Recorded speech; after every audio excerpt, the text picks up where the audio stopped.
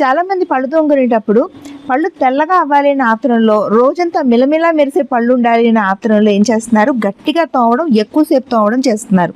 అలా తోమకూడదు. మీరు గట్టిగా తోమినా 2 నిమిషాలకి మించి పళ్ళు తోమినా కూడా మీ పళ్ళు అరిగిపోయి సెన్సిటివిటీ అనే కొత్త ప్రాబ్లమ్ని మీరు తెచ్చుకుంటారు తప్ప పళ్ళు బాగా అయ్యే అవకాశమే ఉండదు. తెల్లగా అస్సలకే మెరవు.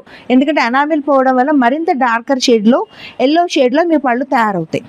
రెండో పాయింట్ ఏంటి, చాలామంది అనుకుంటారు బ్రషింగ్ ఎప్పుడు చేయాలి, అసలు మనం అన్నం తిన్న వెంటనే చేయాలా, అలాగే మనం ఇప్పుడు కాఫీ తాగాం కదా వెంటనే వెళ్ళి బ్రష్ చేసుకుంటే మా కాఫీ స్టెయిన్స్ మాకు పళ్ళు పట్టుకోవు కదా అని ఇలాంటి మిస్కాన్సెప్షన్లో కొంతమంది ఉంటారండి. అదే ఆ డౌట్స్ అన్నిటికీ క్లారిఫికేషన్ ఏంటంటే, మనం ఏం తిన్నా ఏం తాగినా కూడా ఫుడ్లో ఉండే ఎసిడిక్ నేచర్ వల్ల ఏమవుతుందంటే మన పళ్ళు కొద్దిగా డ్యామేజ్డ్గా ఉంటాయి. సో ఆ టైంలో మనం బ్రషింగ్ చేస్తే మనం మరింత డ్యామేజ్ చేస్తాం. సో మనం ఏం తిన్న తర్వాత ఏం తాగిన తర్వాత కూడా ఒక హాఫ్ అన్ అవర్ గ్యాప్ ఇచ్చి మనం బ్రష్ చేసుకున్నాం అనుకోండి, సో బ్యూటిఫుల్గా మన పళ్ళు క్లీన్ అవ్వడంతో పాటు డ్యామేజ్ని కూడా మనం ప్రివెంట్ చేస్తాం.